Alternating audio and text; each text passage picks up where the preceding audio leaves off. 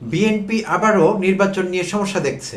নির্বাচন পিছিয়ে যেতে পারে কিংবা নির্বাচন বন্ধ হয়ে যেতে পারে, কারণ বিভিন্ন দল তাদের দাবি দেওয়া নিয়ে এসছে। সো বিএনপি সেগুলোকে, অন্য দলগুলোর ইন্ডিভিজুয়াল দাবি দেওয়াগুলোকে অন্যভাবে দেখছে, নির্বাচন পেছাবার কিংবা বন্ধ করবার ষড়যন্ত্র হিসেবে দেখছে। আর শেখ হাসিনার আওয়ামী লীগ পতিত, এখন তাদের নিয়ে কোনো প্রশ্ন নেই, আলোচনায় তারা থাকছে না, অপাংতে অনেকটা। এনসিপি, নতুন গঠিত ছাত্রদের সে জাতীয় নাগরিক পার্টি, এক এক করে চমক দিয়ে যাচ্ছে। অতি সম্প্রতি তারা ক্রাউড ফান্ডিং ঘোষণা করেছে। এটি বাংলাদেশের রাজনীতিতে একটি নতুন বিষয় ছিল অনেকের জন্যেই। এই বিষয়টি আগে তেমন আলোচনা হয়নি। ক্রাউড ফান্ডিং, তারপর তারা গঠনতন্ত্রের ঘোষণা দিয়েছে, সেখানে বেশ কিছু গণতান্ত্রিক সিদ্ধান্তের কথা আমরা জেনেছি। চমৎকার কিছু সিদ্ধান্ত, যেগুলো পুরনো রাজনৈতিক দলগুলো, বিএনপি বলি আর আওয়ামী লীগ বলি, জাতীয় পার্টি বলি, বাংলাদেশের রাজনীতিতে যতগুলো দল ক্ষমতা ভোগ করেছে, ক্ষমতায় থেকেছে, তারা কখনো এগুলো করতে সাহস পায়নি। যে 2 টার্মের বেশি দলের কেউ সভাপতি কিংবা সাধারণ সম্পাদক থাকতে পারবে না। এই গঠনতন্ত্রে এই বিষয়গুলো অন্তর্ভুক্ত করেছে এনসিপি। যাদের নিয়ে মুরব্বীরা অনেক হাসি ঠাট্টা করছিলেন, তাদের দেখা যাচ্ছে না, তাদের অস্তিত্ব নেই, তারা 6 জন, তারা 9 জন। বাট না, তারা সংখ্যায় ভারী হয়ে উঠছে। শুধু তাই না, তাদের কর্মকাণ্ড আরও ম্যাচিউর হয়ে উঠছে আগের চাইতে। প্রত্যেকটি পদক্ষেপে ম্যাচিউরিটি দেখতে পাচ্ছি আমরা। তো আজ রোববার রাজধানীর বাংলা মোটরে তাদের যে অস্থায়ী কার্যালয় আছে, অস্থায়ী অফিস, সেখান থেকে এনসিপি একটি ঘোষণা দিয়েছে। একটি চমৎকার ঘোষণা, প্রশংসনীয় বলতেই হবে। তো সেই ঘোষণাটি দিয়েছেন দলের পক্ষে জনাব নাহিদ ইসলাম।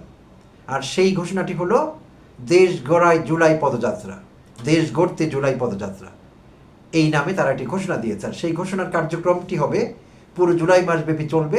1 জুলাই থেকে 30 জুলাই তারা সারা দেশ চষে বেড়াবে। দলীয়ভাবে নেতাকর্মীরা মিলে 64 জেলায় তারা পদযাত্রা করবে। শুধু পদযাত্রাই না, তারা শহীদ পরিবারগুলোর কাছে যাবে। যেসব পরিবারগুলোতে শহীদ আছেন, নির্যাতিতরা আছেন, আহতরা আছেন, সেই সব পরিবারগুলোর কাছে তারা যাবেন এবং তাদের কথা শুনবেন। চমৎকার, আমার কাছে চমৎকার লেগেছে। আমি খুব আবেগ আপ্লুত হয়েছি খবরটি পড়ে।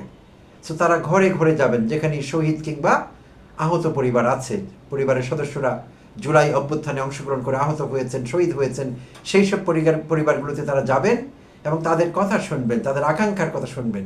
জুলাই অভ্যুত্থানকে ঘিরে নতুন বাংলাদেশের স্বপ্ন তারা কিভাবে দেখছে, সেই বিষয়গুলো সম্পর্কে জানতে চাইবেন। তাদের দুঃখ কষ্ট, পাওয়া না পাওয়া, চাওয়া, আকাঙ্ক্ষা, এইসবের কথা তারা জানতে চাইবেন। চমৎকার একটা উদ্যোগ বলতেই হবে। আর এই উদ্যোগটি শুরু হবে 1 জুলাই থেকে শহীদ আবু সাইদের কবর জিয়ারত করবার মধ্য দিয়ে, আর পুরো মাসব্যাপী চলবে। তো বলা হয়েছে সেখানে তাদের ঘোষণায় তারা যা যা বলেছেন, 16 জুলাই বৈষম্য বিরোধী শহীদ দিবস পালন করবেন তারা। 16 জুলাই আবু সাইদ নিহত হয়েছিলেন, সেই দিবসটিতে তারা বৈষম্য বিরোধী শহীদ দিবস হিসাবে পালন করবেন। 3 আগস্ট শহীদ মিনারে ছাত্র জনতার পক্ষ থেকে জুলাই ঘোষণাপত্র ও ইশতেহার পাঠ করবেন। 3 জুলাই জুলাই ঘোষণাপত্র, যেটি সরকারের করবার কথা ছিল, সরকার অন্তত 2 দফা পিছিয়েছে, তারা সময় মতো সেটি করতে পারেনি। কারণ সরকারের এটি করতে পারবার জন্য আসলে কিছু প্রিরিকুইজিট ছিল, প্রিকন্ডিশনস ছিল, সেগুলো ফুলফিল হয়নি। কারণ রাজনৈতিক দলগুলোর সঙ্গে কিছু বিষয় ঐকমত্যে আসলে সেই ঐকমত্যের বিষয়গুলো কিন্তু জুলাই ঘোষণাপত্রে প্রতিফলিত হবার কথা ছিল। তো যেহেতু সরকার এটি করতে পারেনি, ঐকমত্য কমিশন সব রাজনৈতিক দলগুলোকে ঐকমত্যে আনতে পারেনি, তাই তারা জুলাই ঘোষণাপত্র চূড়ান্ত করতে পারেনি। তো এনসিপি এখন তারা বলছে যে তারা সরকারের জন্য অপেক্ষা করবে না, কারণ সরকার তাদের প্রতিশ্রুতি রক্ষা করতে ব্যর্থ হয়েছে। তাই তারা ছাত্র জনতাকে সঙ্গে নিয়ে জন আকাঙ্ক্ষার প্রতিফলন ঘটে এমনভাবে জুলাই ঘোষণাপত্র তারা পাঠ করবে 3 আগস্ট।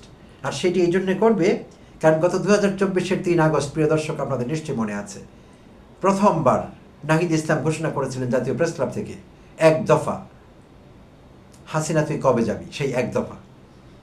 তো সেই জন্য তারা 3 আগস্ট দিনটাকে বেছে নিয়েছে, সেই দিন তারা জুলাই ঘোষণাপত্র পাঠ করবে। তো তাদেরকে যখন প্রশ্ন করা হয়েছিল যে তাদের এই একক সিদ্ধান্ত সরকারি সিদ্ধান্তের বিরোধিতায় যাচ্ছে কিনা, কিংবা সরকারি সিদ্ধান্তের সঙ্গে বিরোধী হচ্ছে কিনা, কন্ট্রাডিক্ট করবে কিনা, তো তারা তখন বলেছে যে হ্যাঁ, আমরা অপেক্ষা করেছি সরকারের জন্য, সরকার সেটি সময় মতো করতে পারেনি, তাই আমরা এটি করব। আমরা সরকারের জন্য বা কোনো মহলের জন্য অপেক্ষা করব না, আমরা নিজেরাই কাজটি করব।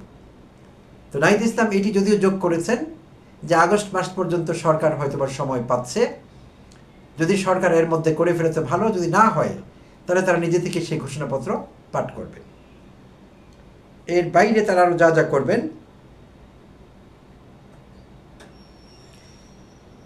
ছাত্র জনতার মুক্তি দিবস উদযাপনের বিষয়ে নাহিদ ইসলাম বলেন, আমরা 5 আগস্ট ছাত্র জনতার মুক্তি দিবস উদযাপন করব।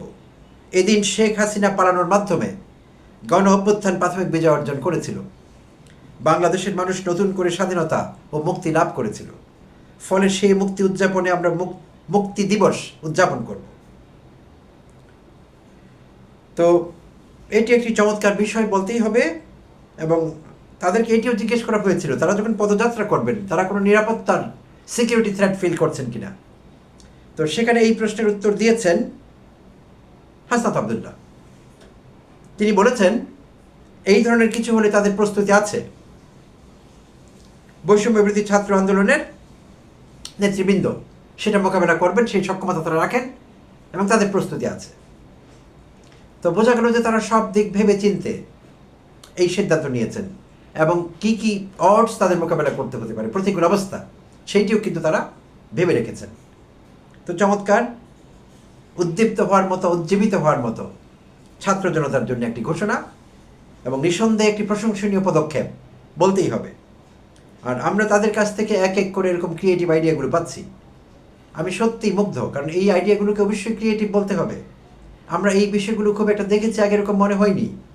অন্যান্য রাজনৈতিক দলগুলো এইভাবে গণমানুষের কথা শুনবার জন্যে বিভিন্ন আন্দোলনে, অতীতেও তারা আন্দোলন করেছে, সব দলই কিন্তু আন্দোলন করেছে। তারা যখন ক্ষমতায় ছিল না তাদের আন্দোলন করতে হয়েছে। আওয়ামী লীগ আন্দোলন করেছে বিএনপির বিরুদ্ধে, বিএনপি আন্দোলন করেছে আওয়ামী লীগের বিরুদ্ধে।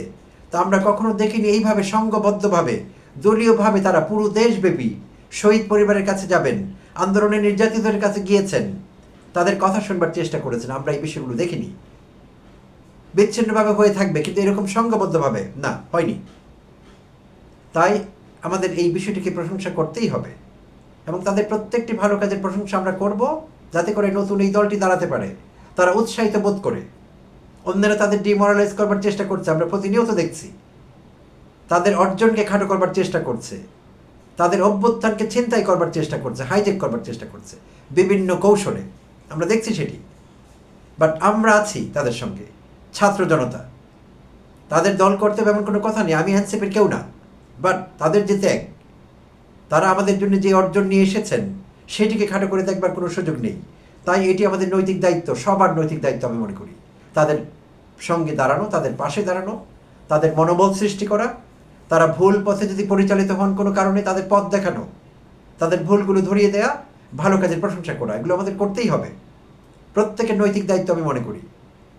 আমাদের সেই যে দুই দলের কাছে আমরা বিক্রি হয়েছি, আমরা আমাদের স্বাধীনতা, আমাদের সব কিছু বন্ধক রেখেছি, বিএনপি কিংবা আওয়ামী লীগ, এতদিন এটি হয়েছে, এরকম হতে দেওয়া যাবে না। আগামী দিনের জন্য নতুন রাজনীতি সৃষ্টি করতে হবে, যেটিকে ছাত্ররা নতুন বন্দোবস্ত বলছে, সেগুলোর প্রয়োজন আছে।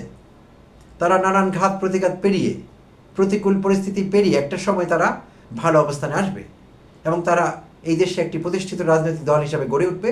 আমাদের অপশন দেবে তারা। আমাদের দুটো অপশনে এখন একটি, আগে দুটো ছিল। আওয়ামী লীগকে আর গণ্য করা যাবে না, তারা অবাঙ্গতেও। সো এখন একটি অপশন আছে আমাদের কাছে, বিএনপি। সো বিএনপি যাতে আমাদের মনোপোলাইজ করতে না পারে, দল হিসেবে আমরা যারা ছাত্র জনতা আছি, সাধারণ নাগরিক আছি, আমাদের মনোপোলাইজ করার চেষ্টা করতে পারে বিএনপি, কারণ একটি দল, এরকমটি হতে দেওয়া যায় না। বিকল্প রাজনৈতিক দল, রাজনৈতিক শক্তি গড়ে উঠতে হবে গণতন্ত্রায়নের স্বার্থে, দেশের স্বার্থে। আর সেখানে এনসিপিকে আমরা একটি সম্ভাবনাময় দল হিসেবে দেখছি। সেই জন্য তাদের পাশে দাঁড়াতে হবে এবং সেটি আমরা করব। তো তাদের জন্য অভিনন্দন রইল, শুভকামনা রইল বরাবরের মতোই। ধন্যবাদ দর্শক, ভালো থাকবেন।